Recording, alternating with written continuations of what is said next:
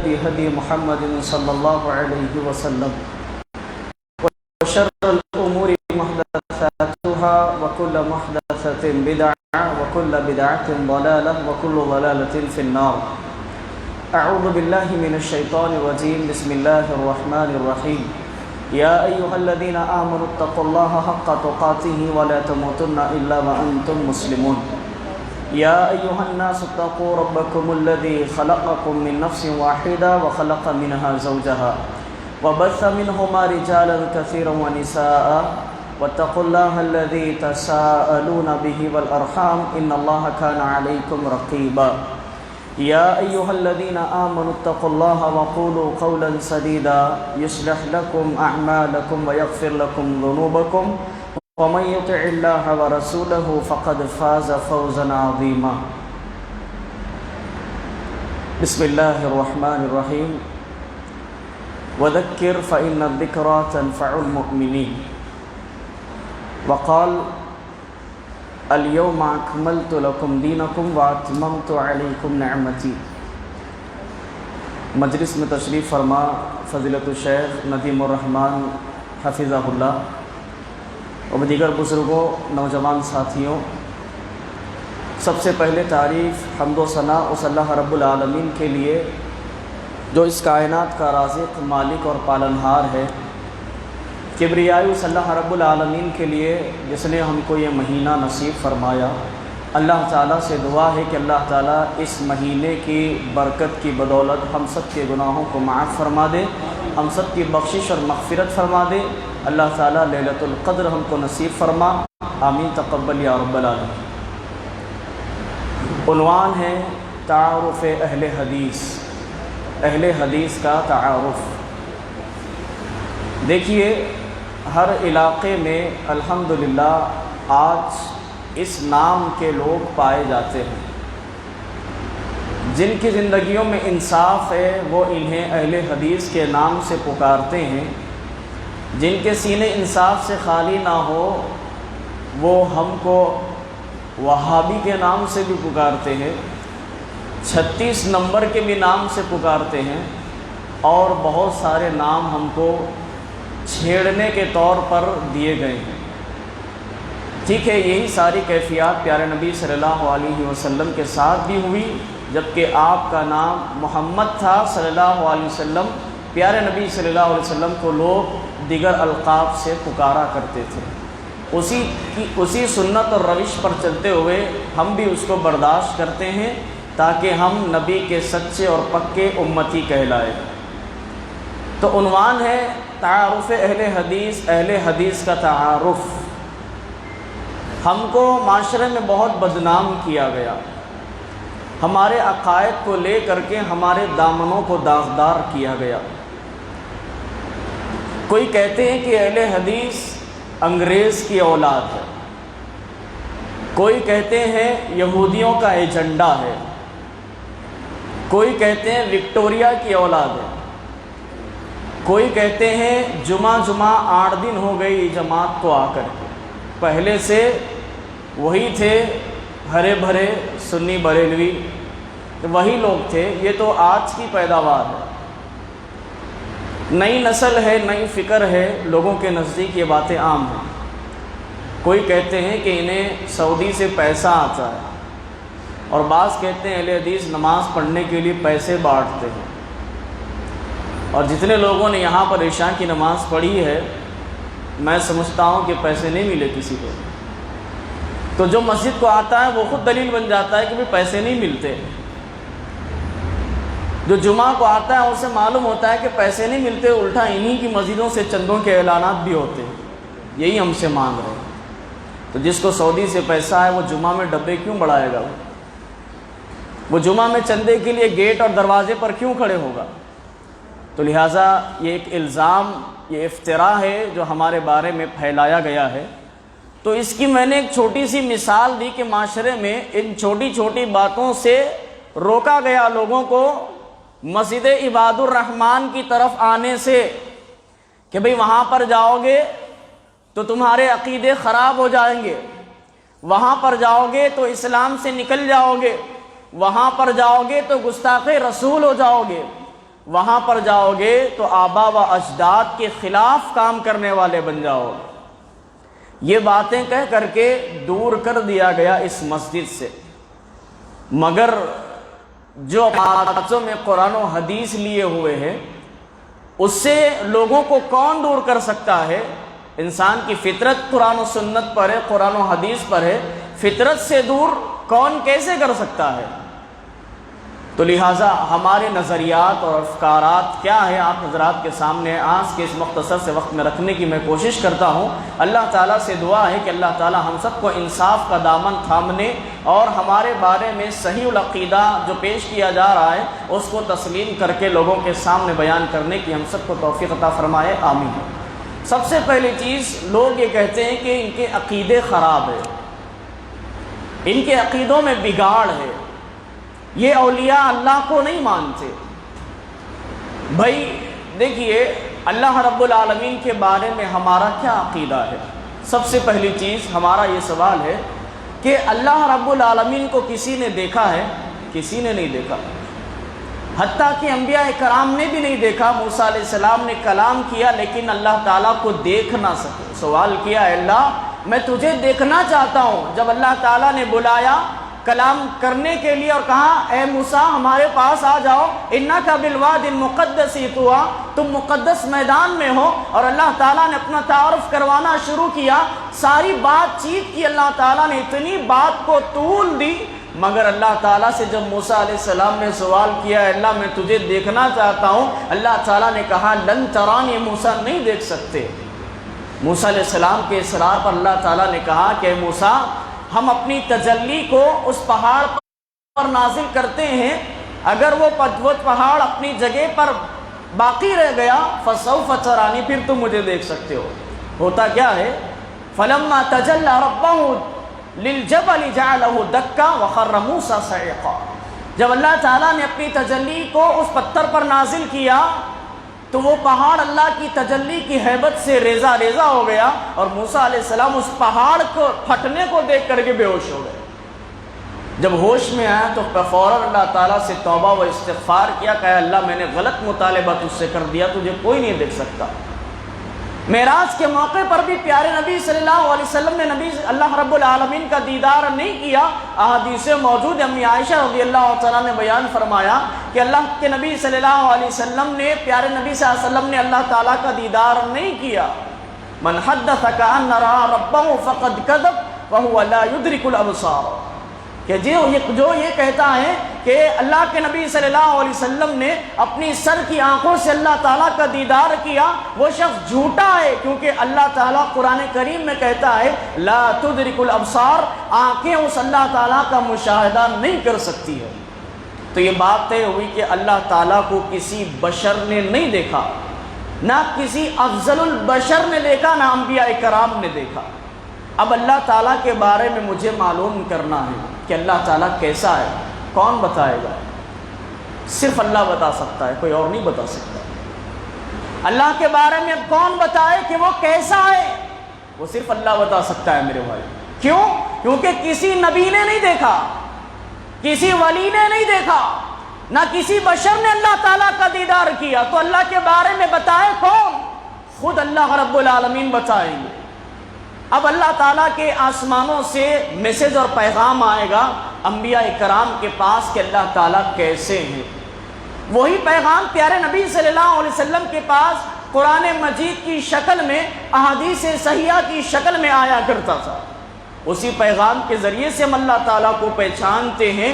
اس کے علاوہ کوئی یہ کہے کہ اللہ رب العالمین ہمارے اندر حلول کرتا ہے کہ ذکر اور فکر اتنی کی جائے، اللہ تعالیٰ کی عبادت اتنی کی جائے، گھروں سے نکل کر جنگلوں میں چلے جائے، اللہ کی عبادت کرتے رہیں، ہو کے نعرے لگاتے رہیں، ایک وقت ہم پر ایسا آئے گا کہ اللہ ہم میں سما جائے گا۔ یہ کس نے کہا؟ یہ کس نے کہا؟ پیارے نبی صلی اللہ علیہ وسلم نے تو یہ دعوت نہیں دی۔ تو اللہ رب العالمین کا تعارف اللہ ہی کی کتاب سے ہوگا۔ آئیے قرآن مجید سے ہم پوچھتے ہیں کہ اللہ رب العالمین کہاں ہے؟ تو قرآن مجید یہ جواب دیتا ہے الرحمن علی العرش استویٰ، وہ رحمان عرش پر مستوی ہے، لوگ کہتے ہیں ہر جگہ موجود ہے، لوگ کہتے ہیں زمینوں میں اللہ ہے، لوگ کہتے ہیں آسمانوں میں اللہ ہے، پہاڑوں میں اللہ ہے، جہاں منہ پھیرو وہاں اللہ ہے۔ ارے بھائی وہ علم کے اعتبار سے قرآن مجید کا آپ نے غلط ترجمہ کیا، غلط تفسیر آپ نے کی، اللہ کے بارے میں کوئی مثال نہیں، اس نے واضح طور پر بیان کیا لیس کمثلہ شیء، اللہ تعالیٰ نے بیان فرمایا اس کے جیسی کوئی چیز نہیں ہے، اس کے مثل کوئی شے نہیں ہے۔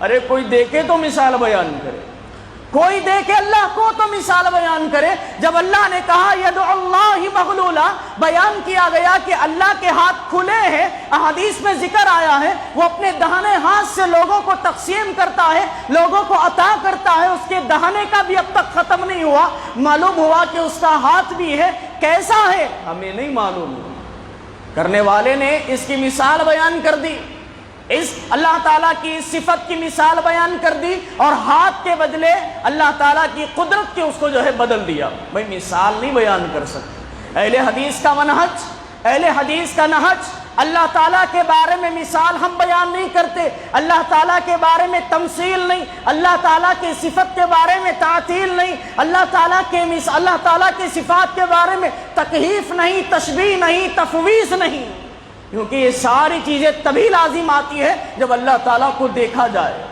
کہ اللہ تعالیٰ جیسے بھائی بیان کیا جائے، اللہ تعالیٰ کا ذکر قرآن کریم میں ہاتھ کا ذکر ہے، اللہ تعالیٰ کے آنکھوں کا تذکرہ ہے، اللہ تعالیٰ کے رجل پیر کا تذکرہ ہے، اللہ تعالیٰ کی چاہت کا تذکرہ ہے، اللہ تعالیٰ کی نظروں کا تذکرہ ہے، ہر چیز کا اللہ تعالیٰ نے ذکر کیا۔ آپ کہنے والا یہ کہتا ہے کہ اگر یہ مانو گے تو جسم لازم آئے گا، یہ مانو گے تو جسم لازم آئے گا۔ ارے بھائی تمہیں اتنا سوچنے کے لیے کون کہتا ہے؟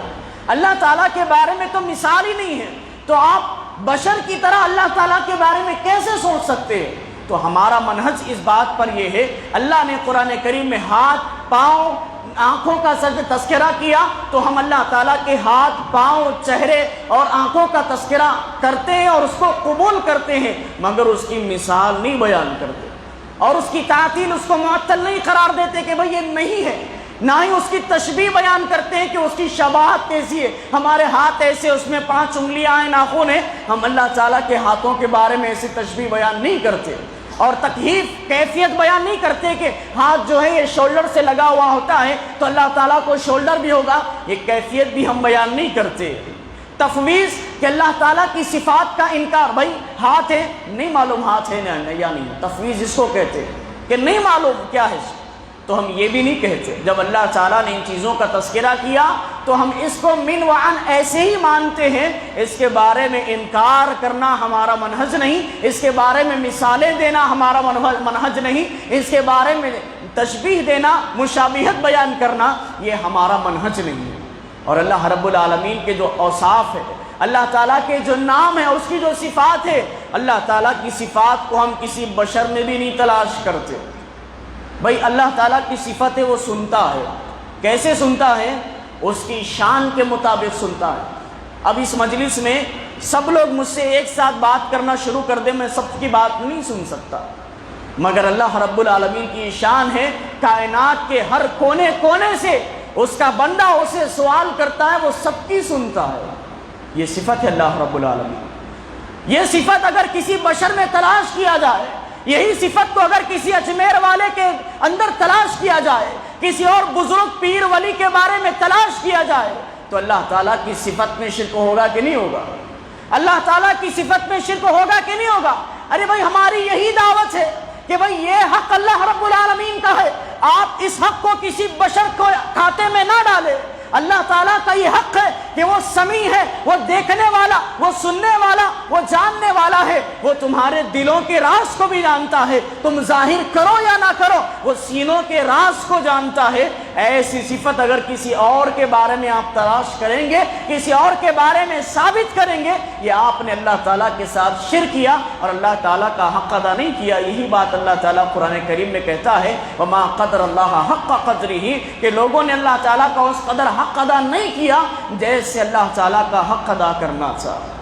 اللہ تعالیٰ کے علاوہ کسی اور کو پکارنا، اللہ تعالیٰ کے علاوہ کسی اور کو مشکل کشا سمجھنا، یہ ہمارا منہج نہیں ہے۔ بھائی لوگ سمجھتے ہیں کہ بھئی یہ اولیاء اللہ کے گستاخ ہے، لوگ سمجھتے ہیں کہ یہ قبر اور مزار والوں کے گستاخ ہے، اسی لیے وہاں جانے سے روکتے ہیں۔ ہم وہاں جانے سے اسی لیے نہیں روکتے کہ وہ اولیاء ہے اسی لیے نہ جاؤ، ہم اس لیے روکتے ہیں کہ وہاں جانے سے شرک لازم آتا ہے جیسے لوگ کر رہے ہیں۔ پیارے نبی صلی اللہ علیہ وسلم نے مزاروں یا قبروں پر جانے کا صرف ایک مقصد بیان کیا۔ اگر آپ کے جانے کا مقصد ہے تو آپ جائیے بالکل۔ کیا بیان کیا؟ نبی صلی اللہ علیہ وسلم ارشاد فرماتے ہیں کہ جاؤ فزورها فإنه تذکر الآخرہ، کہ جاؤ تم قبروں کی زیارت کرو، وہ تمہیں آخرت کی یاد دلائے گی، وہ تمہاری موت کی یاد دلائے گی۔ اگر قبرستان جانے کا صرف یہی مقصد ہے تو ہم سب جا سکتے ہیں۔ اگر اس کے علاوہ کوئی اور مقصد ہو، کچھ مانگنا مقصد ہو، کچھ منتیں نیازیں نظر و نیاز قربانی کرنا مقصد ہو تو ایسا جانا شرک کہلائے گا، کیونکہ قربانی صرف اللہ رب العالمین کے لیے، نظر و نیاز صرف اللہ رب العالمین کے لیے، منتیں صرف ساری کی ساری شرعی منتیں ہیں، اور کسی مزار کے لیے منت مانگنا یہ غیر شرعی عمل ہے۔ اسی لیے اہل حدیث وہاں پر جانے سے روکتے ہیں، اسی لیے ہم وہاں پر جانے سے روکتے ہیں۔ وہاں پر جا کر کے وہاں کے قبر سے تمسک ہوئی ساری چیزوں کو تبرک ماننا، ہم یہ کہتے ہیں کہ صحابہ کرام سے یہ چیزیں نہیں ملتی۔ اللہ کے نبی صلی اللہ علیہ وسلم سے متبرک قبر اور کس کی ہو سکتی ہے؟ اللہ کے نبی صلی اللہ علیہ وسلم سے بہتر شہر اور کس کا ہو سکتا ہے؟ محترم حضرات، میں آگے آپ کو بیان کروں گا کہ صحابہ کرام نے کس قدر اس قبر سے فیضیاب ہونا اپنا منہج نہیں بنایا، مگر آج اللہ تعالیٰ کے علاوہ لوگ اولیاء کو، جو اپنے بنائے ہوئے اولیاء ہے، ان کو تبرک کا ذریعہ اور تبرک کا مصدر بنائے بیٹھے ہیں۔ تو اللہ تعالیٰ کے بارے میں یہ ہمارا عقیدہ ہے کہ وہ عرش پر مستوی ہے، وہ وہیں سے اپنے سارے کام کاج کرتا ہے، وہ بندوں کے گناہوں کو بھی معاف کرتا ہے۔ اس کو اس کائنات کو چلانے کے لیے فورس کی ضرورت نہیں ہے، یہ کائنات چلانے کے لیے ایک بہت بڑی ٹیم کی اسے ضرورت نہیں ہے، وہ اپنے کام کیسے کرتا ہے؟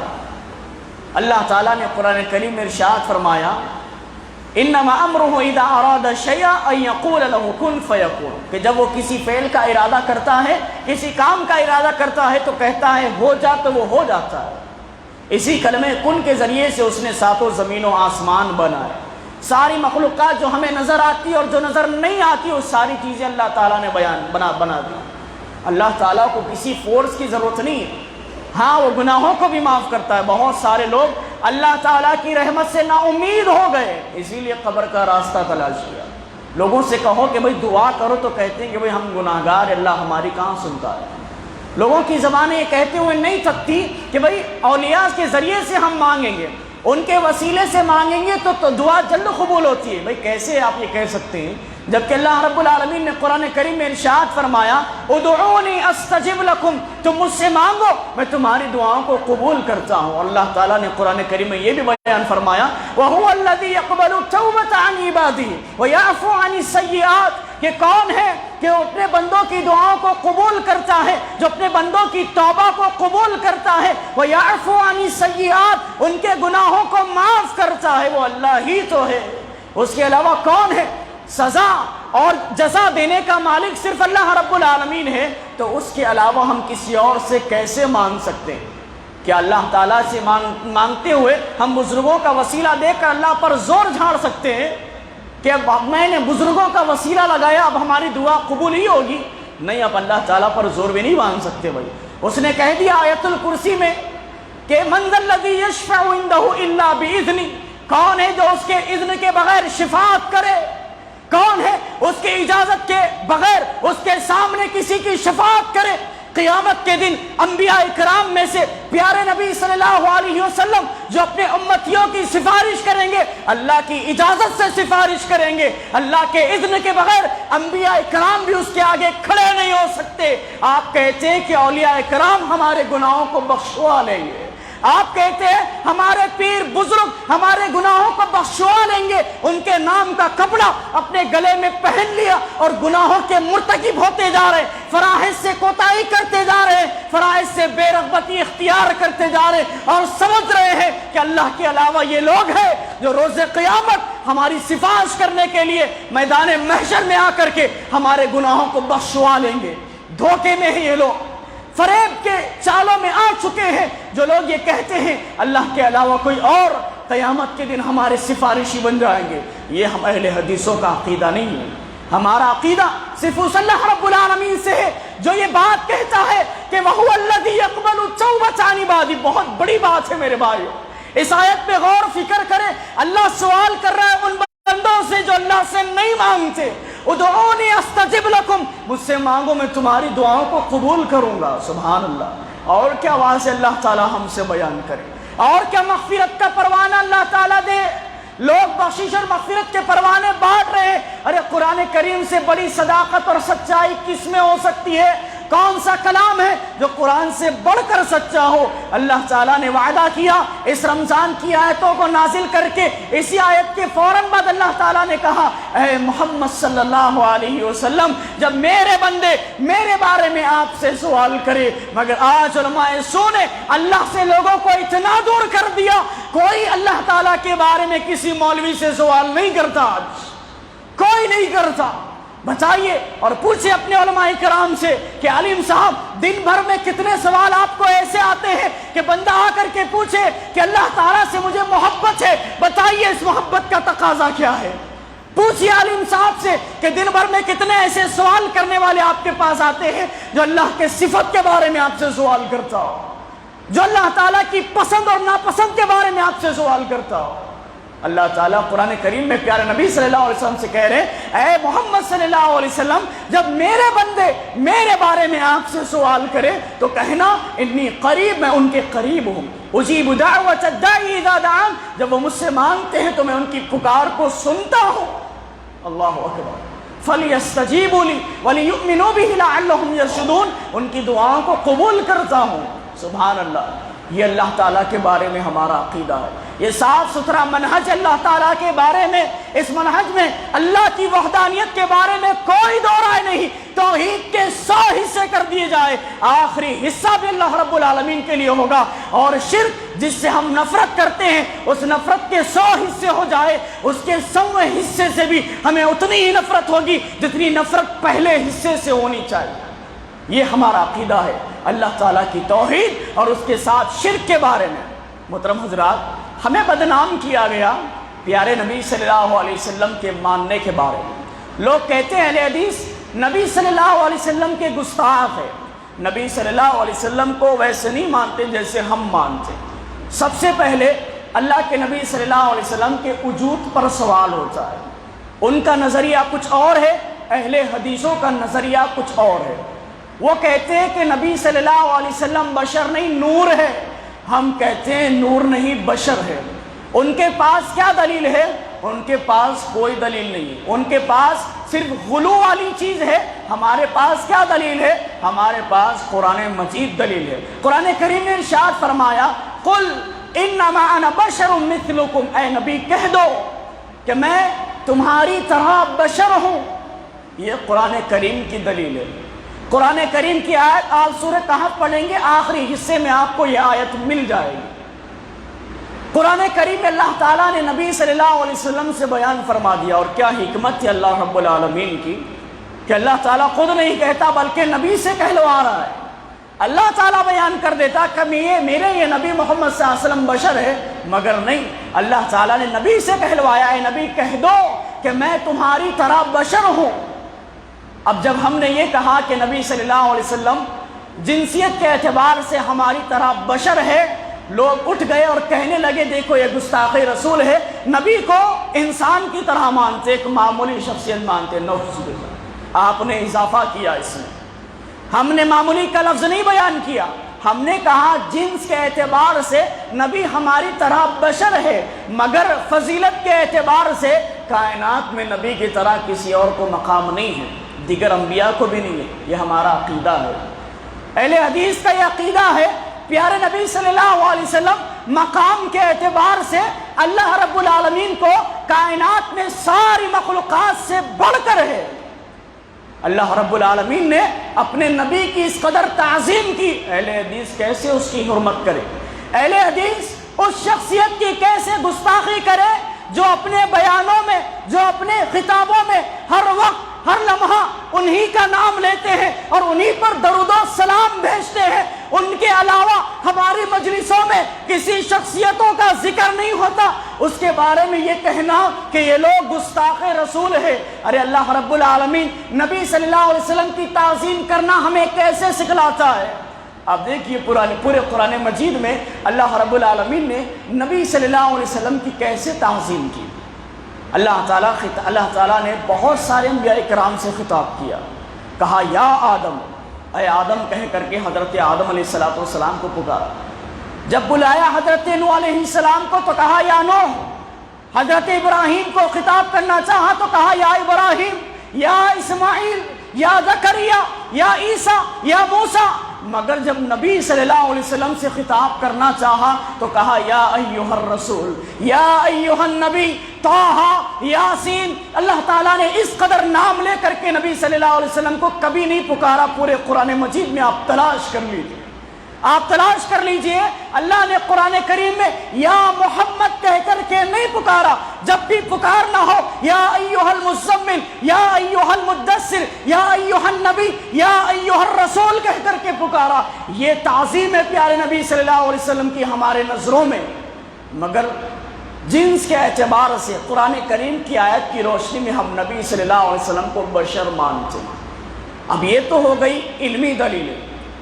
اب بعض لوگوں کی عقلیں اتنی نہیں ہوتی کہ انہیں دلیل سے سمجھ آئے، تو آئیے ان کے لیے مثال ہم پیش کرتے ہیں کہ دیکھیے اللہ تعالیٰ کی یہ دو مخلوق، ایک جو نور سے بنے ہوتے ہیں ان کو فرشتے کہا جاتا ہے، اور جو مٹی سے پیدا ہوئے انہیں بشر کہا جاتا ہے۔ ہمارا کہنا ہے نبی صلی اللہ علیہ وسلم بھی مٹی سے ہماری طرح پیدا ہوئے بشر ہے۔ ان کا کہنا ہے کہ نبی صلی اللہ علیہ وسلم نور سے پیدا ہوئے نبی بشر نہیں ہیں۔ تو آپ بتائیے بشر ہونا زیادہ افضل ہے کہ نور ہونا زیادہ افضل ہے؟ بھائی بشر ہونا زیادہ افضل ہے۔ کیوں؟ اگر ہم یہ کہیں کہ نبی نوری مخلوق ہے تو نوری مخلوق نے مٹی سے بنی ہوئی مخلوق کو سجدہ کیا کہ نہیں کیا؟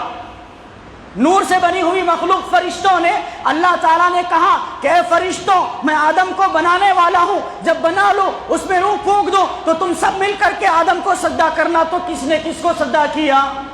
نور نے بشر کو سجدہ کیا۔ کون گستاخ ہے؟ گستاخ رسول یہاں پر کون ہوئے؟ وہی ہوئے جنہوں نے نوری مخلوق کہا۔ جنہوں نے بشری کہا اس نے تو نوری مخلوق سے سجدہ کروا دیا۔ سبحان اللہ۔ تو یہ عقلی پہلی دلیل ہوئی۔ دوسری عقلی دلیل دیکھیے، نور سے بنی ہوئی مخلوق کچھ کھاتی پیتی نہیں۔ کیسے معلوم ہوا؟ سورہ ہود آپ پڑھ لیجئے۔ اللہ رب العالمین نے حضرت ابراہیم علیہ السلام کے گھر حضرت جبریل علیہ السلام کو بھیجا، اور ان کے ساتھ کچھ فرشتے آئے۔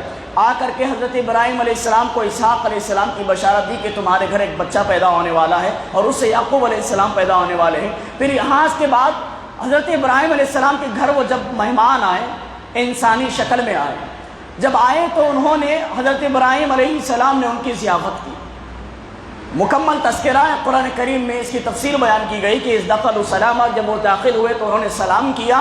پھر حضرت ابراہیم علیہ السلام نے ان مہمانوں کا استقبال کیا، ان کی مہمان نوازی کی۔ ایک بچڑا بھون کر کے لے آئے، لا کر کے ان کے سامنے رکھ دیا۔ تو جیسے ہی ان مہمانوں کے سامنے ابراہیم علیہ السلام نے وہ بھنا ہوا جو ایک کھانا رکھ دیا، تو فرشتوں نے جو بشر کی شکل میں آئے تھے، انسانوں کی شکل میں آئے تھے، انہوں نے اپنے ہاتھوں کو پیچھے کر لیا۔ حضرت ابراہیم علیہ السلام نے اپنے دل میں خوف محسوس کیا کہ ہمارے مہمان کھا کیوں نہیں رہے۔ فوراً انہوں نے کہا کہ ہم اللہ تعالیٰ کے بھیجے ہوئے فرشتے ہیں، آپ کو بشارت دینے کے لیے آئے ہیں، اور لوط علیہ السلام کی قوم کو عذاب دینے کے لیے آئے ہیں۔ تو دیکھیے یہاں سے بات معلوم ہوئی کہ نور سے بنی ہوئی مخلوق کھاتی پیتی نہیں ہے، اور پیارے نبی صلی اللہ علیہ وسلم بشر تھے۔ دلیل یہ ہے کہ آپ صلی اللہ علیہ وسلم کھاتے تھے، اور آپ روزہ بھی رکھتے تھے، اور آپ نے کھاتے وقت کھانے کے آداب بھی سکھلائے۔ اس بات پر دلالت کرتی ہے کہ نبی صلی اللہ علیہ وسلم نور سے بنے ہوئے نہیں ہے۔ اگر ہوتے تو آپ صلی اللہ علیہ وسلم کو کھانے پینے کی حاجت نہیں ہوتی تھی۔ تو نبی صلی اللہ علیہ وسلم کے وجود کے بارے میں اہل حدیث حق پر ہے، دلائل پر ہے، اس بات پر ہے کہ اللہ کے نبی صلی اللہ علیہ وسلم بشر ہے، اور افضل البشر، امام البشر ہے۔ آپ کے جیسا کائنات میں کوئی نہ پیدا ہوا نہ قیامت تک پیدا ہوگا۔ اس بات کو بھی سن لیں، اس بات کو بھی یاد رکھیں۔ اب نبی صلی اللہ علیہ وسلم کے بارے میں دوسری چیز کہ جب آپ صلی اللہ علیہ وسلم کو مان لیا جائے تو کیسے مانا جائے؟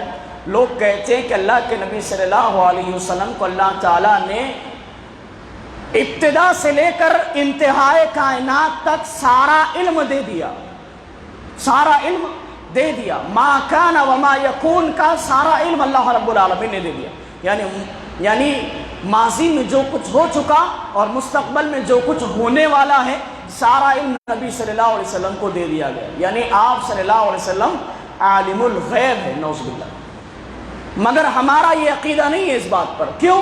کیونکہ اللہ رب العالمین نے قرآن کریم میں واضح طور پر بیان فرما دیا لا یعلم الغیب الا اللہ، اللہ تعالیٰ کے علاوہ کسی کو غیب کا علم نہیں ہے۔ جب ہم نے یہ پیش کیا تو وہ بھی چند آیتیں لے کر کے آئے، انہوں نے بھی چند آیتوں کو پیش کیا، کہا وما هو علی الغیب بضنین، اللہ نے نبی کے بارے میں کہا کہ یہ نبی غیب کی باتیں بیان کرنے میں بخیلی نہیں کرتے، کہ بھئی ہمارا بھی اس بات پر عقیدہ ہے کہ نبی صلی اللہ علیہ وسلم غیب کی باتیں بیان کرنے میں بخیلی نہیں کرتے، جو کچھ دین تھا من وعن نبی صلی اللہ علیہ وسلم نے امت تک پہنچا دیا۔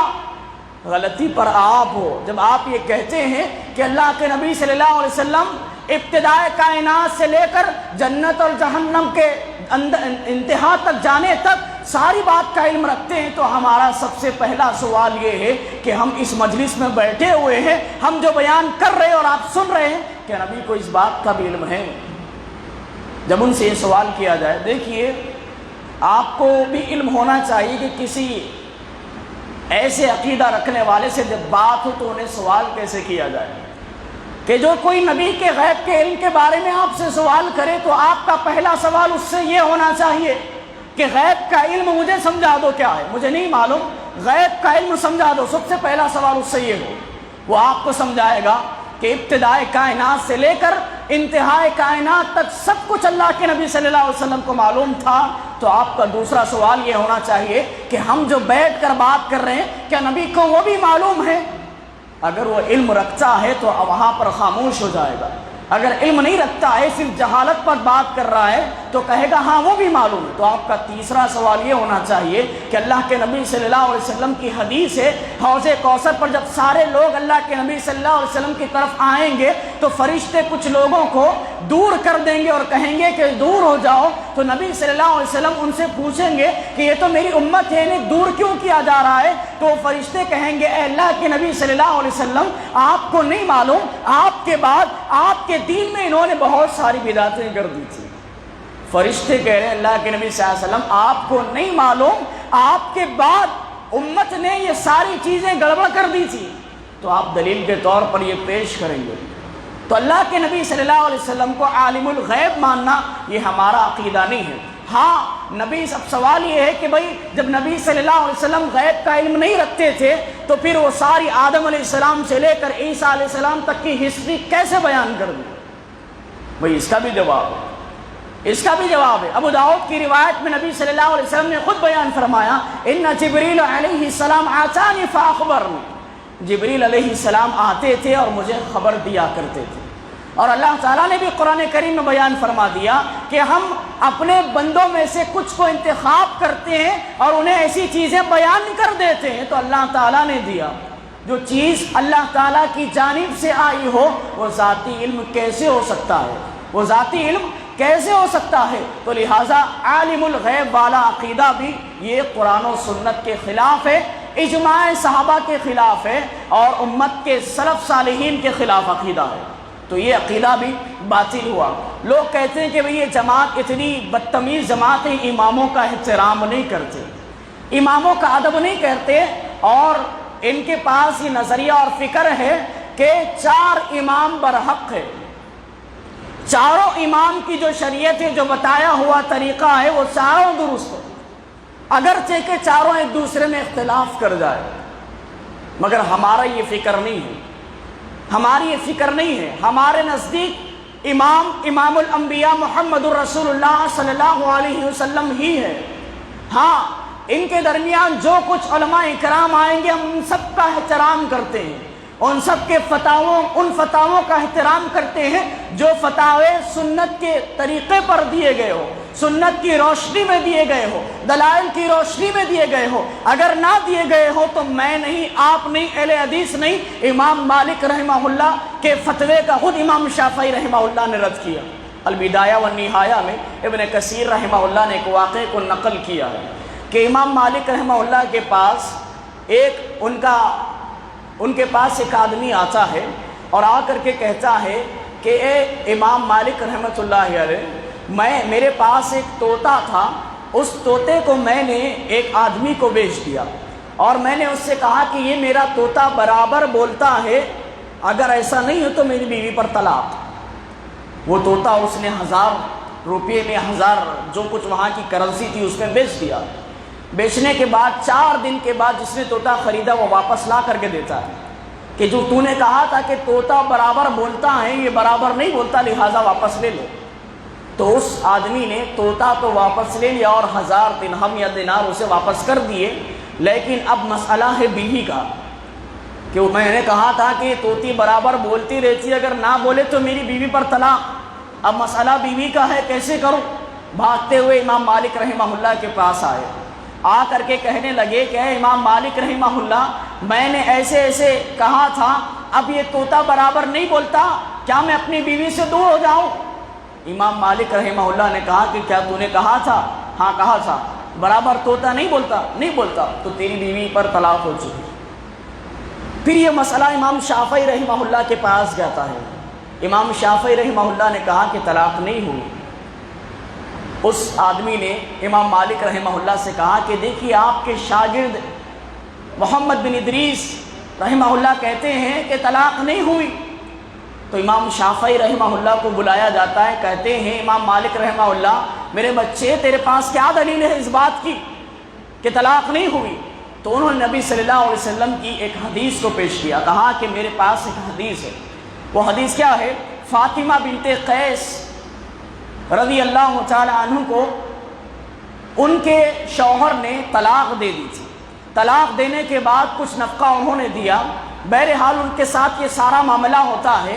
پھر ان کی عدت گزرنے کے بعد 2 صحابی کے رشتے ان کو آتے ہیں، دونوں میں سے دونوں صحابہ اکرام کے بارے میں اللہ کے نبی صلی اللہ علیہ وسلم نے کہا کہ ایک صحابی تو ایسے ہیں کہ فقیر ہے، الذی لا مال لہ، ان کے پاس کوئی مال نہیں ہے، لہٰذا اور دوسرے صحابی کا جو تم ذکر کرتے ہو وہ اپنی لاٹھی کندھے سے اتارتا ہی نہیں ہے، برابر کندھے پر رکھتا ہے، یعنی اپنی عورت کو لگاتار مارتا رہتا ہے، لہٰذا تم اسامہ بن زید رضی اللہ تعالیٰ عنہ سے نکاح کر لینا۔ تو جو دوسرے صحابی کا ذکر کیا گیا کہ وہ اپنی لاٹھی اپنے کندھے سے اتارتا ہی نہیں ہے، اس کا مطلب یہ نہیں تھا کہ نماز پڑھتے وقت بھی نہیں اتارتا، وضو کرتے وقت بھی نہیں اتارتا، دیگر کام کاج کرتے وقت بھی نہیں اتارتا۔ یہ کثیر یعنی اکثریت وقت کو اس میں جو ہے شامل کیا گیا اور اکثریت پر جو ہے اس کو معقول بات کہی گئی کہ جیسے اس نے کہا طوطی برابر بولتی رہتی ہے، امام شافعی رحمہ اللہ نے کہا اس مسئلے کو اس حدیث سے جوڑ کر کے اے امام مالک رحمہ اللہ، میں یہ کہتا ہوں کہ طلاق نہیں ہوئی۔ امام مالک رحمہ اللہ نے امام شافعی رحمہ اللہ کو گلے سے لگایا اور اپنے مسئلے سے رجوع کیا۔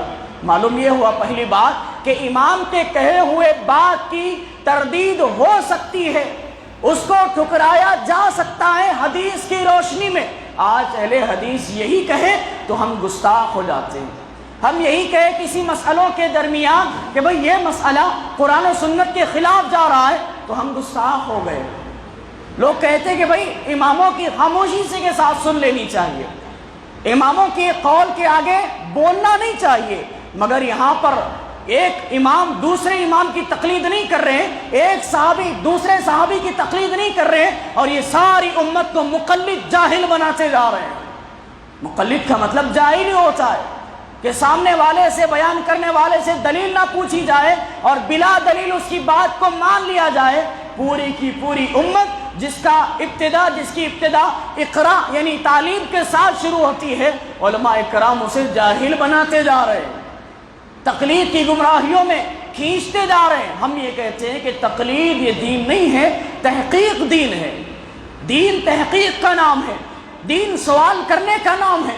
جیسے صحابہ کرام آپس میں ایک دوسرے سے سوال کرتے تھے، دیکھیے اسی طرح حضرت جابر رضی اللہ تعالیٰ عنہ سے ایک صحابی رسول نے سوال کیا، کہتے ہیں ادبو سعیدون ہیا، کہتے ہیں کیا بیجر بجو کا شکار جائز ہے؟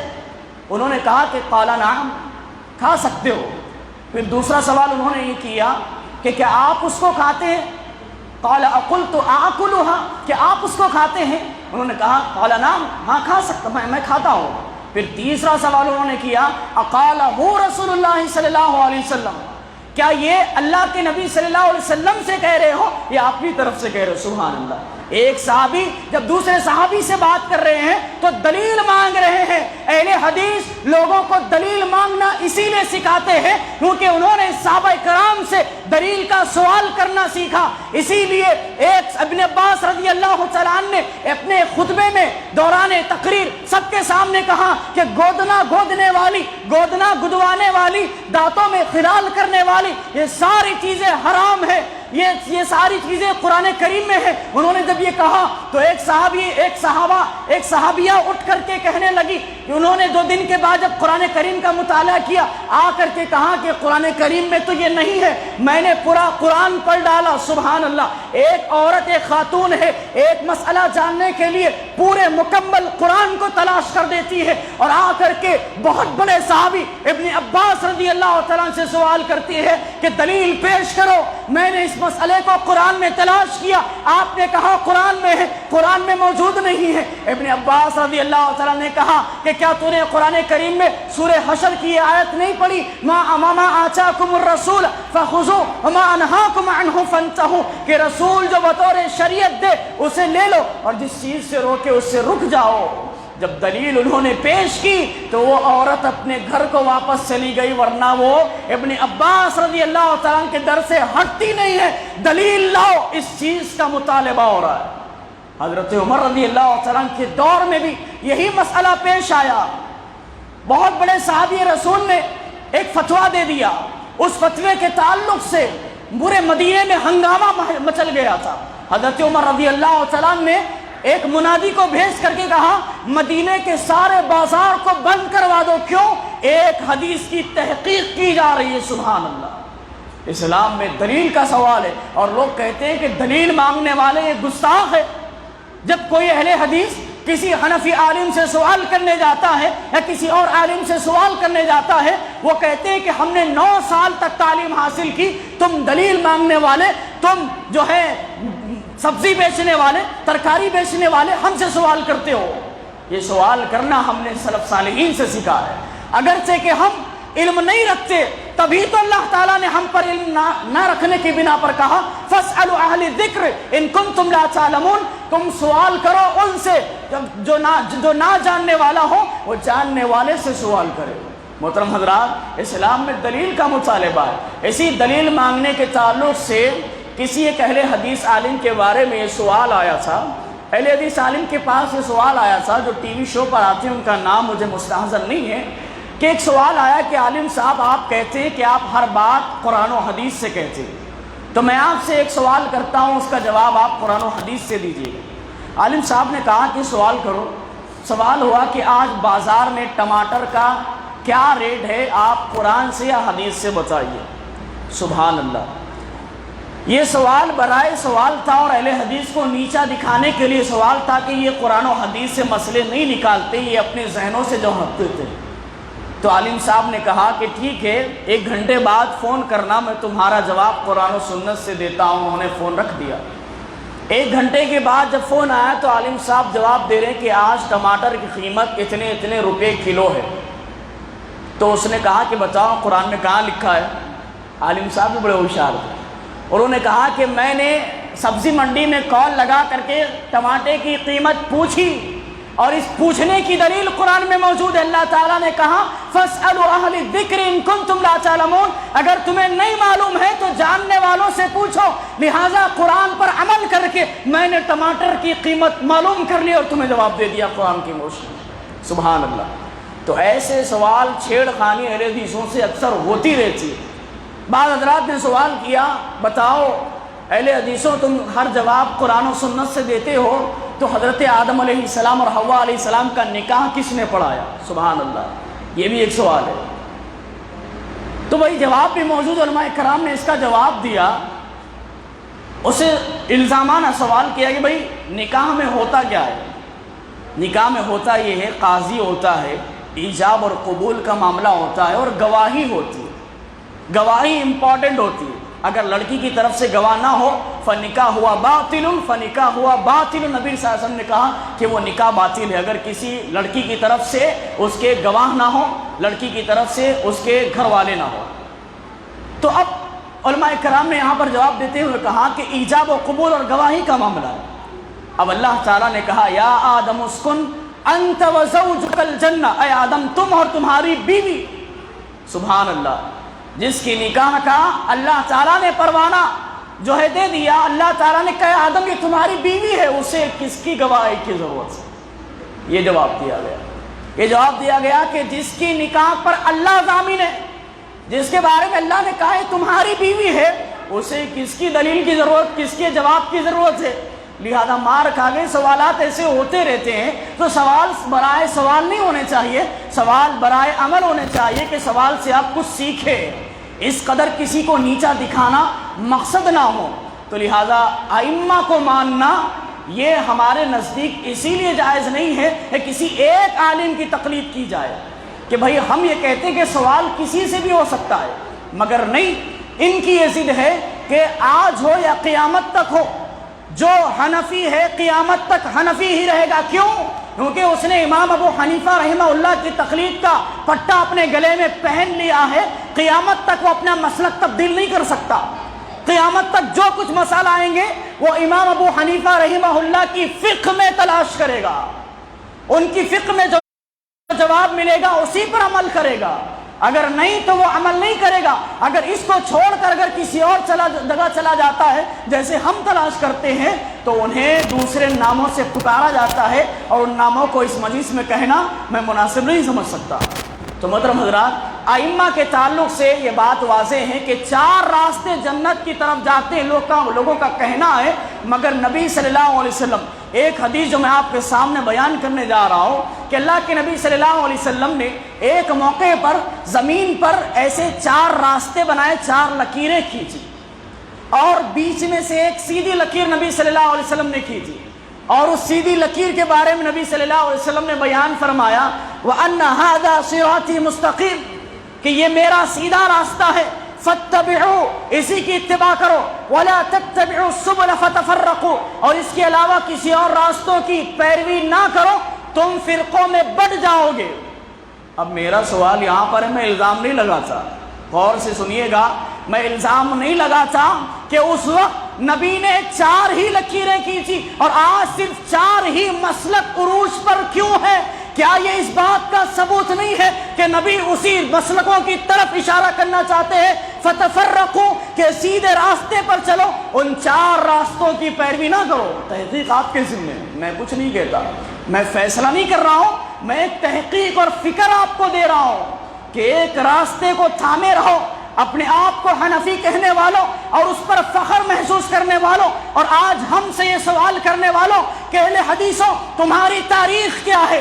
تمہیں جمعہ 8 دن ہوئے ہیں اس دنیا میں آ کر، یا ہندوستان میں آ کر، یا اس شہر مدھول میں آ کر تم یہ کہتے ہو کہ ہمیں جمعہ 8 دن ہوئے ہیں، ہمارا نیا فرقہ ہے۔ ارے ہمارا تم سے سوال ہے، بریلوی مسلک یہ کب وجود میں آیا؟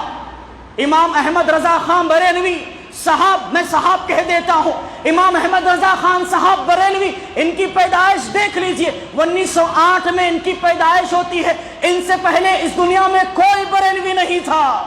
جب امام احمد رضا بریلوی ہی نہیں تھے تو ان سے پہلے کون اس کائنات پر بریلوی تھا؟ اور دیوبندی فرقہ اور مسلک، دیوبند یہ مدرسہ کب وجود میں آیا؟ اس کی اسٹیبلش کی تاریخ آپ سرچ کر لیجئے، 1856 میں اس دیوبند مدرسے کا وجود ہوتا ہے۔ اس سے پہلے دیوبندی اس دھرتی پر کہاں تھے؟ بچائیے ابو الاعلی مودودی، ان کے بارے میں لوگوں کا کہنا ہے کہ یہ بھی ایک منہج اور یہ بھی ایک مسلک ہے۔ ان کی پیدائش سے پہلے جماعت اسلامی کہاں تھے؟ تو میں یہ بیان کرنا چاہتا ہوں کہ اہل حدیث کے علاوہ اس دنیا میں جتنے مسلک ہے، ہر مسلک کا کوئی نہ کوئی فاؤنڈر اور بانی آپ کو ملے گا۔ الحمدللہ اہل حدیث کا کوئی بانی نہیں، اہل حدیث کا کوئی فاؤنڈر نہیں، اہل حدیث کا مصدر منہج جو اس کا سب کچھ پیشوا رہنما رہبر ہے وہ جناب محمد الرسول اللہ صلی اللہ علیہ وسلم ہے۔ اس کے علاوہ محمد ابن عبد الوہاب رحمہ اللہ کو ہمارے کھاتے میں ڈالا گیا کہ یہ ہمارے بانی ہے۔ ہم نہیں مانتے ان کو بانی، ہم ایک اچھا اور بڑا عالم مانتے ہیں مگر ہمارا بانی نہیں مانتے۔ اس کے علاوہ ابن تیمیہ رحمہ اللہ کو ہمارا بانی بنایا گیا، زبردستی ہم پر تھوپا گیا مگر ہم انہیں اپنا بانی نہیں مانتے، ہم انہیں اچھا اور اہل حق علماء کرام میں سے مانتے ہیں مگر اپنا بانی محمد الرسول اللہ صلی اللہ علیہ وسلم ہو کہ وہی مانتے ہیں۔ محترم حضرات، یہ تاریخ ہے، پڑھو، قریب آؤ تو معلوم ہوگا، ہمارے بارے میں ہم سے سنو تو معلوم ہوگا، ہمارے بارے میں لوگوں سے سنو گے تو دھوکہ کھا جاؤ گے، دھوکہ کھا جاؤ گے۔ دیکھیے میں نے اس مجلس میں نبی صلی اللہ علیہ وسلم کی شان میں کیا کچھ بیان نہیں کیا۔ کیا اس مجلس میں بیٹھنے کے بعد آپ مجھے گستاخ رسول کہہ سکتے ہیں؟ میں کہتا ہوں ڈنکے کی چوٹ پر گستاخ رسول کی صرف ایک سزا، سر تن سے جدا، سر تن سے جدا، اس کے لیے کوئی دعا نہیں، گستاخ رسول کا قتل ہونا چاہیے۔ اب بولیے کہ کیا میں گستاخ رسول ہوں؟ کیا میرا منہج اہل حدیث گستاخ رسول پر مبنی ہے؟ ہمارا منہج اہل بیت کی تعظیم کرتا ہے، اہل بیت پر ایمان لانا، ان کی تعظیم کرنا، ان کا احترام کرنا ایمان کا حصہ مانتا ہے۔ اب بتائیے کیا ہم اہل بیت کے گستاخ ہیں؟ صحابہ اکرام کے بارے میں ہمیں کہا جاتا ہے کہ اہل حدیث صحابہ اکرام کو نہیں مانتے۔ ارے حدیث کے بیان کرنے میں صحابہ اکرام ایک بڑی جو ہے اعلیٰ شخصیتیں رکھتے ہیں، اعلیٰ شخصیت، اعلیٰ حیثیت رکھتے ہیں۔ حدیث کی سند میں اگر حدیث کی سند سے صحابہ کو نکال دیا جائے، بات نبی تک نہیں پہنچتی، اہل حدیث کیسے صحابہ کا گستاخ ہو سکتا ہے؟ اہل حدیث ان سارے اولیاء کا کیسے گستاخ ہو سکتا ہے جس کے بارے میں قرآن کریم نے کہا الا ان اولیاء اللہ لا خوف علیہم ولا هم يحزنون الذین آمنوا وكانوا يتقون، کہ میرے اولیاء کو برا بلا نہ کہو۔ اللہ کے اولیاء کبھی خوف اور غم میں نہیں ہوتے، مگر اولیاء کون؟ جو پانی پر چل کر دکھائے وہ اولیاء، جس کی داڑھی سب سے بڑی ہو وہ اولیاء، جس کی قبر سب سے بڑی ہو وہ اولیاء، جس کے سر پر بہت بڑی پگڑی ہو وہ اولیاء، جو کرامت کے دعوے کرے وہ اولیاء۔ کون اولیاء؟ قرآن کریم بیان کرتا ہے اولیاء وہ ہے جس کی زندگی میں ایمان ہو اور جس کی زندگی میں اللہ کا ڈر ہو۔ بھائی نام ہی نہیں معلوم، زندہ شاہ ولی بابا یا اسی طرح شیروں والی سرکار یا کتے شاہ بابا، یہ ایسے نام نظر آتے ہیں جن کی زندگی سے ایمان کوسوں بعید دور ہوگا۔ ان کو آپ نے اپنا بابا اور اپنا پیر مرید مانا ہے، ایسے مرید آپ ہی کے پاس مبارک ہو۔ ہمیں ایسے ولیوں کی حاجت نہیں ہے، ہمارے پاس اولیاء الحمدللہ امام بخاری رحمہ اللہ، امام مسلم رحمہ اللہ، سارے محدثین اولیاء اللہ ہے جن کی زندگی کی صداقت پر حدیثوں کو تسلیم کیا گیا، حدیثوں کو بیان کیا گیا، اور ایسے اولیاء ہے جس کا نام قیامت تک لینے کے لیے اللہ تعالیٰ نے برقرار رکھ دیا۔ ہر اس دینی مجلس میں امام بخاری رحمہ اللہ کا ذکر کیا جانا، امام مسلم رحمہ اللہ کا ذکر کیا جانا اور ذکر خیر کیا جانا اس بات کی دلیل ہے کہ یہ اولیاء اللہ تھے جن کی زندگیاں حدیثوں کے پڑھنے لکھنے اور اس کی تشہیر کرنے میں گزار دی گئی ہے۔ یہ اللہ کے اولیاء تھے، ان کا تو کوئی نام بھی نہیں لیتا، ان مجلسوں میں ان کا تو کوئی نام بھی نہیں لیتا، اور کہتے ہیں کہ اہل حدیث یہ شدت پسند ہوتے ہیں، یہ بڑے سخت ہوتے ہیں۔ ارے سختی کیسی؟ کس بات کو آپ سخت کہتے ہو؟ نمازوں کا پابند ہونا کیا سختی ہے؟ کیا شرک کی نفی کرنا سختی ہے؟ اگر یہ سختی ہے تو انبیاء اکرام نے یہ سختی کی ہے کہ نہیں ہے؟ شرک کے بارے میں بیان کرنا اگر یہ سختی ہے تو کیا یہ سختی انبیاء اکرام نے کی ہے کہ نہیں کی ہے؟ قرآن کریم نے اس کی تعلیم دی ہے کہ نہیں دی ہے؟ اگر اس بنیاد پر آپ ہمیں شدت پسند کہتے ہو، شرک کی نفی کرنے پر، بدعات کی نفی کرنے پر، یا اسی طرح خرافات کی نفی کرنے پر آپ ہمیں سخت، شدت پسند اور ظالم کہتے ہو، تو وہی ہم ظالم ہیں، ہم شدت پسند ہے، ہم سخت ہے اس معاملے میں جس معاملے میں اللہ رب العالمین سخت ہے۔ آپ کو معلوم ہے شرک کے معاملے میں اللہ سخت ہے، اللہ سخت ہے، اسی لیے تو اللہ تعالیٰ نے انبیاء اکرام 25 انبیاء اکرام کا نام لے کر کے ذکر کیا، لئن اشرکت لیحبطن عملک ولا تکونن من الخاسرین، کہ اگر یہ انبیاء اکرام بھی شرک کرتے، دیکھیے اللہ تعالیٰ کا توحید اور شرک پر کس قدر سختی یا جملہ ہے، اگر یہ انبیاء اکرام بھی شرک کرتے ان کے اعمال بھی جو ہے برباد ہو جاتے اور یہ گھاٹا اور نقصان اٹھانے والوں میں سے ہوتے۔ حلال اور حرام کو صرف اللہ ہی پر منحصر رکھنا کہ حلال کسی چیز کو اللہ ہی کر سکتا ہے، حرام کسی چیز کو اللہ ہی کر سکتا ہے، اہل حدیث اس بارے میں پابند ہے، بڑے سخت ہے۔ کیوں؟ کیونکہ اللہ اس بارے میں سخت ہے۔ اللہ تعالیٰ نے قرآن کریم میں بیان کیا اس وقت جب نبی صلی اللہ علیہ وسلم نے شہد کو اپنے اوپر حرام کر لیا جو شہد حلال تھا، اللہ تعالیٰ نے کہا یا ایھا النبی لم تحرم ما احل اللہ لک، اے نبی آپ نے اس حلال چیز کو اپنے اوپر حرام کیوں کر لیا جس کو اللہ تعالیٰ نے حلال کیا تھا۔ اللہ اس بات پر سخت ہے تو کسی چیز کو اللہ ہی حلال کر سکتا ہے اور اللہ ہی حرام ٹھہرا سکتا ہے۔ انبیاء اکرام کو بھی اللہ تعالیٰ نے یہ حق اور اختیار نہیں دیا کہ کسی چیز کو آپ حرام چیز کو حلال کہہ دے۔ یہاں امت میں حرام کو حلال تو نہیں کہتے مگر مخفی اور چور دروازوں کے ذریعے سے نشے ور چیز کو مکروہ کہہ کر کے امت کے لیے عام کر دیا گیا۔ اسی لیے آج امت کا ایک اکثریت طبقہ نشے کا استعمال کرتا ہے، سگریٹ، بیڑی، گٹکا، کھینی، تمباکو، یہ ساری چیزیں اہل حدیثوں کے نزدیک حرام ہے۔ اگر کوئی اپنے آپ کو اہل حدیث کہتے ہوئے ان چیزوں کا استعمال کرتا ہے تو واللہ میں اس اسٹیج کے ذریعے سے پیغام دیتا ہوں کہ وہ اہل حدیث جو اپنے آپ کو کہہ رہا ہے وہ صرف دعوے دار ہے، اپنے دعوے میں جھوٹا ہے۔ یہاں پر بھی یہ باتیں سن لو اہل حدیثوں کہ اہل حدیث صرف اس بات کا نام نہیں ہے کہ اپنے آپ کو شرک کے دلدل سے نکال کر اللہ تعالیٰ کی توحید پر آ گئے۔ اہل حدیث صرف اس بات کا نام نہیں ہے کہ اپنے آپ کو اہل حدیث کہہ لیا اور عبادتوں سے بے رغبتی اختیار کر لی، قرآن کریم کے دعوے دار ہو، حدیثوں کے دعوے دار ہے۔ سوال کرتا ہوں اس مجلس میں بیٹھے لوگوں سے، بتاؤ رمضان کے علاوہ بھی قرآن پڑھتے ہو؟ بتاؤ رمضان کے علاوہ بھی قرآن کریم کی تلاوت کرتے ہو؟ ہم کہاں کے اہل حدیث ہیں؟ بتاؤ ہمارے گھروں میں حدیث کا درس ہوتا ہے؟ حدیث کے آنے کے بعد کیا ہمارے نفس ہم کچلتے ہیں اپنے پیروں تلے یا حدیث رسول کو کچل دیتے ہیں؟ نعوذ باللہ۔ حدیث کے آنے کے بعد ہم اپنے نفسوں کی کتنی اصلاح کرتے ہیں؟ حدیث کے آنے کے بعد ہم اپنے خواہشوں کو کتنا ترک کرتے ہیں؟ حدیث کے آنے کے بعد ہم اپنی تجارتوں میں کس قدر سنت کو اپناتے ہیں یا تجارتیں ہماری جھوٹ پر باقی ہے؟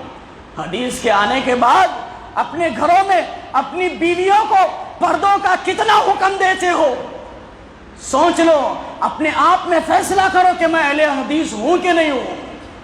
محترم حضرات، اہل حدیث صرف دعوے کا نام نہیں ہے، بہت بڑا امتحان ہے، یہ بہت بڑی کسوٹی ہے۔ اللہ کے نبی صلی اللہ علیہ وسلم کو اپنا امام ماننا یہ بہت بڑی کسوٹی ہے۔ اسی لیے نبی صلی اللہ علیہ وسلم سے ایک صحابی رسول نے آ کر کے کہا انی احبک، اے اللہ کے نبی میں آپ سے محبت کرتا ہوں۔ نبی صلی اللہ علیہ وسلم نے کہا سوچ لو، بہت بڑی بات تم نے کہی۔ اللہ اکبر۔ نبی صلی اللہ علیہ وسلم نے کہا کہ تم نے بہت بڑی بات کہہ دی ہے، مجھ سے محبت کرنے کا مطلب یہ ہے کہ فقیری اس کی طرف اس قدر دوڑتی ہے جیسے سمندر کی لہریں، جیسے سونامی کی لہریں اپنی منزل کی طرف زور و شور سے دوڑتی ہے۔ کیا راضی ہو اس بات پر؟ نبی صلی اللہ علیہ وسلم کو اپنا امام ماننا یہ کوئی معمولی شے نہیں ہے۔ نبی کو امام ایمان والا ہی مان سکتا ہے، جس کے سینے میں نبی سے محبت اس قدر ہو کہ سارے رشتے ناتے ایک طرف، نبی کی بات ایک طرف، میری ساری خواہشیں، میرے نفسوں کی ہوا ایک طرف، نبی کا قول ایک طرف، میرے سارے آبا و اجداد کے طریقے ایک طرف اور نبی کی سنت ایک طرف، میرے سارے اماموں، اولیاء، پیر، بزرگوں کے اقوال ایک طرف، نبی صلی اللہ علیہ وسلم کی حدیث ایک طرف۔ یہ مومن ہے، یہ نبی کا چاہنے والا ہے، باقی سب دعوے دار ہے، باقی سب صرف دعویٰ کرنے والے ہیں۔ اللہ کی قسم کھا کر کے کہتا ہوں کہ اللہ کے نبی صلی اللہ علیہ وسلم سے محبت کرنا کوئی معمولی شے نہیں ہے۔ نبی سے محبت کرنے والا فقیری کو بھی تسلیم کرتا ہے جیسے اصحاب رسول نے کیا تھا۔ نبی سے محبت کرنے والا اپنے آپ کو اس قدر دنیا سے بے رغبت کرتا ہے کہ جیسے احد کے میدان میں آپ دیکھیے صحابہ کرام کی حالت، غزوہ خندق کے موقع پر کھڈے کھود رہے ہیں۔ اللہ تعالیٰ نے قرآن کریم میں جنگ بدر کے معاملے میں جو قرآن کریم کے اندر آیتیں نازل ہوئی، وَلَقَدْ نَصَرَكُمُ اللَّهُ بِبَدْرٍ وَأَنْتُمْ أَذِلَّةٌ، کہ وہ اللہ تعالیٰ نے تمہاری مدد کی، ان قریب تم ذلیل ہونے والے تھے۔ وہ جنگ شکست کے بجائے شکست میں تبدیل ہونے والی تھی، اللہ تعالیٰ نے مدد کی۔ ہمارے نزدیک یہ بات عام ہے کہ جنگ بدر میں فرشتے نازل ہوئے تھے اسی لیے جنگ فتح ہوئی، نہیں، تاریخ پڑھو معلوم ہوگا فرشتوں کے آنے سے پہلے صحابہ کرام نے 80% جنگ کو فتح کر لیا تھا۔ ان کا جمع رہنا، وَاصْبِرُوا وَصَابِرُوا وَرَابِطُوا، اللہ تعالیٰ نے کہا کہ صبر کرو، نہیں کہا صابروا۔ صبر کرنا کس قدر؟ صبر کرنے والے سے زیادہ تم صبر کرنے والے بن جاؤ۔ جب انہوں نے صبر کیا، اللہ تعالیٰ کا تقوی اختیار کیا، اللہ پر ایمان رکھا، تب جا کر کے اللہ تعالیٰ نے فرشتوں کو نازل کیا۔ محترم حضرات، نبی صلی اللہ علیہ وسلم سے محبت تب اس کی جو ہے دعویٰ پورا ہو سکتا ہے جب ہماری زندگیوں میں فقیری بھی ہو، مفلسی بھی ہو، لوگوں کے تانے بھی ہو، لوگوں کی برائیاں بیان کرنا بھی ہو، اس کے باوجود بھی ان کی برائیاں کرنا ہمیں کوئی نقصان نہ پہنچا، ہمیں منہج سے دور نہ کرے۔ یہ کیا ہے؟ بھیڑ کے ساتھ آ گئے اور جب بھیڑ چڑھ گئی تو ہم بھی چلے گئے۔ تنہائی کی کوئی عبادت ہمارے اعمال میں نہیں ہے، تنہائی کی کوئی ایسی عبادت ہمارے نامہ اعمال میں لکھی نہیں ہے۔ فرشتوں نے جو تنہائی کی عبادت ہمیں جہنم کی آگ سے بچا لے، ہم صرف اجتماعی اعمال کرتے ہیں، بھیڑ کے ساتھ مسجد کو آتے ہیں اور بھیڑ کے ساتھ مسجدوں سے چلے جاتے ہیں۔ تنہائی میں کوئی عمل ہمارا ایسا نہیں ہے جو اللہ تعالیٰ کے نزدیک مقبول ہو الا ماشاء اللہ۔ محترم حضرات، نبی سے محبت کرنے والا اسی طرح راتوں میں اٹھ کر کے اپنے بستر کو چھوڑ کر کے تہجد گزار بنتا ہے۔ اہل حدیثوں، تہجد گزار بن جاؤ تم جب اہل حدیث کہلاؤ۔ جوانی کی عمر میں عبادت کرنا یہ اہل حدیثوں کا کام ہے۔ کیوں؟ کیونکہ اللہ کے نبی صلی اللہ علیہ وسلم کے صحابہ کرام نے اپنی عمر کو کھپا دیا، جوانی کی عمریں بھی اس کے اندر تھی۔ جنگ بدر کے موقع پر 14 سال کے 2 نوجوان آ کر کے حضرت بلال رضی اللہ تعالیٰ نے عبد الرحمن بن عوف رضی اللہ تعالیٰ سے کہنے لگے کہ چچا بتائیے ان میں ابو جہل کون ہیں؟ انہوں نے پوچھا کہ بیٹا اس کے بارے میں کیوں پوچھ رہے ہو؟ کہا کہ نبی صلی اللہ علیہ وسلم نے بیان کیا کہ جب تک نبی مکہ میں تھے ابو جہل نبی کی برائی کرتا تھا، نبی کو گالیاں دیتا تھا۔ چچا اللہ کی قسم ہے آپ مجھے ابو جہل کو بتا دیجئے، میرا جسم اس کے جسم سے اس وقت تک جدا نہیں ہو سکتا جب تک کہ اس کا سر قلم نہ کر دوں۔ بتائیے 14 سال کے نوجوان، 14 سال کے نوجوان، 30 سال کے ہٹے کٹے ہونے کے باوجود ہم نمازیں نہیں پڑھتے۔ جنگ کیا ہم خاک لڑیں گے؟ جنگ میں جانے کا مطلب کیا ہے آپ کو معلوم ہے؟ جنگ میں جانے کا مطلب یہ ہوتا ہے کہ خوشی خوشی اپنی جان دینے کے لیے صحابہ کرام جنگ کے میدان میں جا رہے ہیں۔ واپس آئیں گے یا نہیں کچھ معلوم نہیں، کچھ پتہ نہیں کہ کس حالت میں واپس آئیں گے۔ جب گھر کو آئیں گے تو زندہ آئیں گے کہ ہماری لاش کو لایا جائے، جب گھر کو واپس آئیں گے تو ہمارے جسم پر ہاتھ پیر باقی رہیں گے کہ نہیں رہیں گے۔ ان ساری چیزوں کی پرواہ نہ کرتے ہوئے جنگ میں جانا یہ کس قدر افضل کام ہے، یہ کس قدر انتہائی ایمان والوں کا کام ہے۔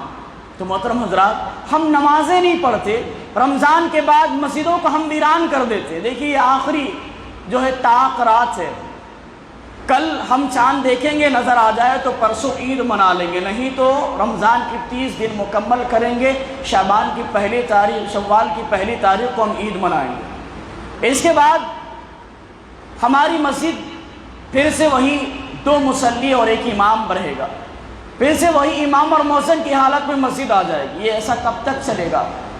اس کا مطلب کیا ہے آپ کو معلوم ہے؟ اس کا سیدھا سیدھا یہ مطلب ہے کہ رمضان چلا گیا مگر ہمیں توفیق نہیں ملی، رمضان ہماری زندگیوں سے چلا گیا مگر نمازی بھی بنا کر کے نہیں گیا۔ رمضان اس قدر ہم غافل ہوئے، رمضان ہمارے سروں سے گزر جاتا ہے، ہم اخلاق والے بھی نہیں بنتے۔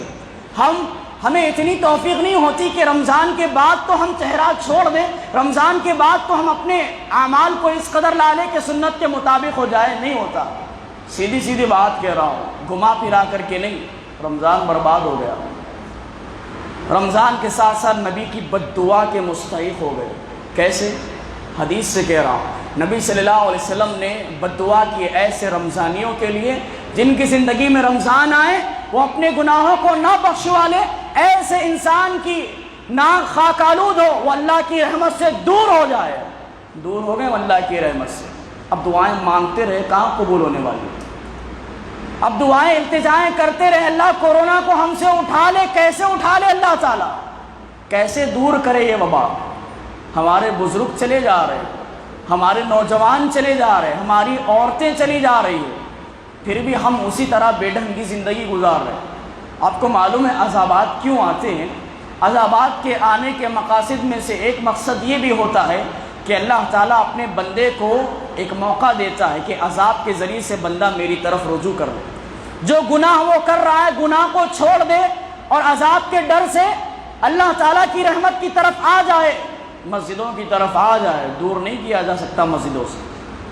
اور اہل حدیثوں کو بھی یہ بات معلوم ہونی چاہیے، اپنے سینے کو وسیع کرنا چاہیے کہ لاک ڈاؤن کے موقع پر جیسے پچھلے سال مسجدوں سے مصلیوں کو رخصت دی گئی تھی، ایک لفظ عام ہو گیا تھا کہ مسجدیں بند ہو گئی۔ آپ کو معلوم ہے مسجدوں کو کوئی بھی بند کر سکتا۔ علماء کرام میں اس وقت کے سب سے بڑے فقیہ، فقہ کے سب سے بڑے عالم فضیلت الشیخ ثناء اللہ زاہدی حفظہ اللہ، علماء کرام کے نزدیک یہ فقہ کے سب سے بڑے عالم ہیں۔ تو انہوں نے پچھلے سال ایک بات بیان کی تھی کہ لوگ کہہ رہے ہیں کہ مسجدیں بند ہو گئی، مسجدیں بند ہو گئی۔ یہ جملہ غلط ہے۔ جملہ ایسے کہو کہ مسجد سے مصلیوں کو رخصت دی گئی، اور یہ شریعت میں جائز ہے۔ یہ شریعت میں جائز ہے۔ جیسے بارش کے موقع پر نبی صلی اللہ علیہ وسلم صلوا فی رحالکم کی جگہ حی علی الصلاۃ کی جگہ حی علی الفلاح کی جگہ صلوا فی رحالکم یا صلوا فی بیوتکم کہا کرتے تھے کہ اپنے گھروں میں نماز پڑھ لو۔ کیا مطلب اس کا؟ مسجدوں سے مصلیوں کو رخصت دی گئی۔ اب شیخ حفظہ اللہ بیان کرتے ہیں کہ بھائی یہاں تک تو ٹھیک تھا کہ مسجد سے مصلیوں کو رخصت دی گئی، مگر لاک ڈاؤن کے بعد کا جو مرحلہ آیا کہ لوگوں کو مسجد کو تو آنے دیا جاتا ہے، مگر مسجد میں آنے کے بعد مسجد کے اندر ڈسٹینس، مسجد کے اندر ماسک پہن کر کے نماز، یہ ساری چیزیں جو کہی جا رہی ہے، میں نہیں کہتا، میں کہوں گا تو یہ چیز آئے گی کہ بھائی ایک داعی رہ کر ایسی باتیں نہیں کر سکتے۔ مجھے معلوم ہے ہمارے سینے اتنے بڑے نہیں ہیں کہ اس بات کو قبول کر لیں۔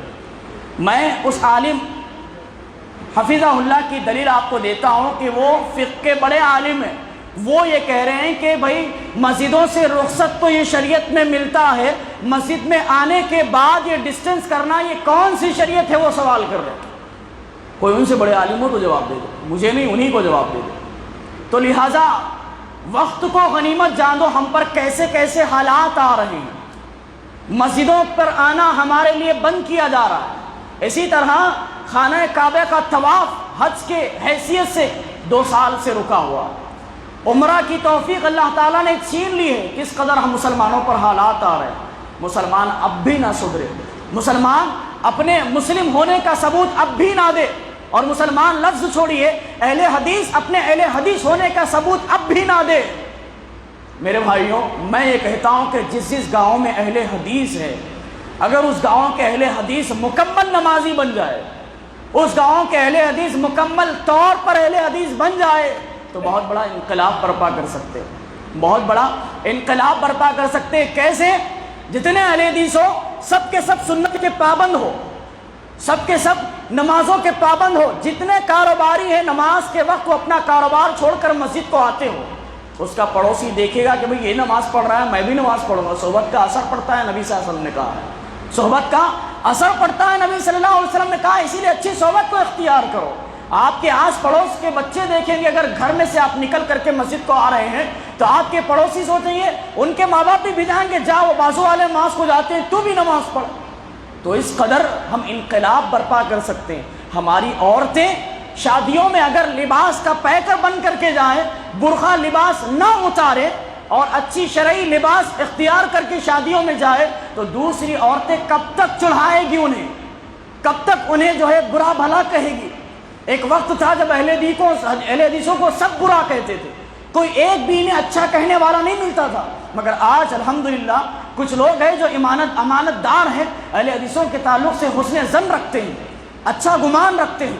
تو ایسے جب ہم سنتوں کو عام کریں گے تو ہم بہت بڑا انقلاب برپا کر سکتے ہیں۔ تو لہٰذا ہمیں چاہیے کہ ہم بچی ہوئے وقت سے جتنا وقت ہم نے کھو دیا، جتنا وقت ہم نے جو ہے اپنے غفلتوں میں گزار دیا، اب ہمارے پاس وقت جتنا بچا ہے اس وقت میں اللہ رب العالمین کی رحمت کا اللہ تعالیٰ سے سوال کرے، اللہ تعالیٰ سے ہم اپنی بخشش اور مغفرت کا سوال کرے، اور آنے والی زندگی کے بارے میں ہم اللہ تعالیٰ سے دعا کرے کہ اللہ آنے والی زندگی تیری رضا کی خاطر گزارنے کی توفیق عطا فرما۔ اللہ کی رضا کا مطلب یہ ہرگز نہیں ہے میرے بھائیوں کہ آپ کاروبار نہ کریں، آپ اسکول نہ جائیں، آپ کالج نہ جائیں، آپ دنیاوی تعلیم حاصل نہ کریں، یا آپ دنیا میں نہ رہیں۔ اللہ تعالیٰ کی رضا تب ملتی ہے جب دنیا میں رہ کر اللہ کو یاد کرے، دنیا میں رہتے ہوئے اللہ کو نہ بھولے، یہ بندہ اللہ کے نزدیک ولی ہے۔ کیا کہہ رہا ہوں؟ یہ بندہ اللہ کے نزدیک ولی ہے جو دنیا میں رہ کر اللہ کو نہ بھولے۔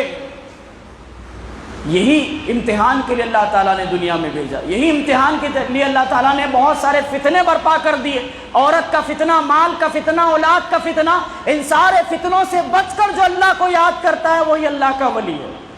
جو ان فتنوں سے بچ کر کے اللہ تعالیٰ کو یاد کر لیا وہ قبر میں بھی کامیاب ہوگا، وہ میدان حشر میں بھی کامیاب ہوگا، اور اللہ تعالیٰ کی خوشی اور اللہ تعالیٰ کی رضا کے ساتھ جنت میں انشاءاللہ داخل کر دیا جائے گا۔ محترم حضرات، کیا ہم نہیں چاہتے کہ ہمارا فیصلہ نبیوں کے ساتھ ہو، صدیقین کے ساتھ ہو؟ کیا ہم نہیں چاہتے ہماری ہمیشہ ہمیش کی زندگی جو ہے موج اور مستی میں گزرے، ہماری ہمیشہ ہمیش کی زندگی جنت کے آرام میں گزرے، ہماری ہمیشہ ہمیش کی زندگی نبی صلی اللہ علیہ وسلم کے پڑوس میں گزرے، یا صحابہ کرام کا ساتھی پڑوسی بن کر کے ہم زندگی گزارے؟ حسنین کے پڑوسی بن کر کے ہم زندگی نہیں گزارنا چاہتے؟ اگر ایسا گزارنا چاہتے ہیں تو اس دنیا میں رہ کر اس اللہ کو نہیں بھولنا چاہیے، کیونکہ اللہ تعالیٰ نے کہا کہ جو من اعرض عن ذکری فإن له معیشۃ ضنکا، کہ جو مجھ سے میری ذکر سے اعراض کرتا ہے، میری یاد سے اعراض کرتا ہے، روگردانی کرتا ہے، فإن له معیشۃ ضنکا، دنیا میں بھی ہم اس کی معیشت کو تنگ کر دیتے ہیں۔ ایسا نہیں کہ دنیا ملنے والی ہے، دنیا میں تنگ ہو جاتی ہے۔ وَنَحْشُرُ يَوْمَ الْقِيَامَةِ أَعْمَى، قیامت کے دن اندھا کر کے اٹھایا جائے گا۔ یہ حال ہوگا جو اللہ تعالیٰ کے ذکر سے اعراض کرتے ہیں۔ لہٰذا ہمیں چاہیے کہ جس طرح ہم آج مسجد کو آباد کر رہے ہیں، رمضان کے بعد بھی ہم مسجدوں کو آئے، ہم صرف ایک مہینے کے مصلی اور موسمی عبادت نہ کریں۔ ہم مومن ہیں، اور مومن کا یہ معاملہ ہوتا ہے کہ وہ مستقل عبادت کرتا ہے، تھوڑی کرتا ہے مگر مستقل عبادت کرتا ہے۔ اہل حدیث وہ ہے جو فرض کی پابندی کرتے ہوئے سنن اور نوافل کا بھی اہتمام کرے۔ جتنی باتیں کہی گئی ہیں میں اسی پر اکتفا کرتے ہوئے اللہ رب العالمین سے دعا کرتا ہوں کہ اللہ تعالیٰ کہنے سننے سے زیادہ ہم سب کو عمل کرنے کی توفیق عطا فرمائے۔ اللہ رب العالمین ہم اہل حدیثوں کو مکمل طور پر حدیث پر عمل کرنے والا، قرآن و سنت کو سلف صالحین کے فہم پر سمجھنے والا بنائے، اور اسی کی تشہیر لوگوں میں کرنے کی ہم سب کو توفیق عطا فرمائے۔ اللہ تعالیٰ اس منہج سے سب کو قریب فرما دے، امت مسلمہ کو اس منہج کے قریب فرما دے، اور اس منہج سے جو لوگ بغض و عداوت لوگوں کو دلواتے اللہ تعالیٰ انہیں ہدایت نصیب فرما۔ آمین تقبل یا رب العالمین۔ اللہ رب العالمین اسی منہج پر ہمیں زندہ رکھ، اور اسی منہج پر ہمیں خاتمہ بالخیر نصیب فرما۔ آمین تقبل یا رب العالمین۔ وآخر دعوانا ان الحمد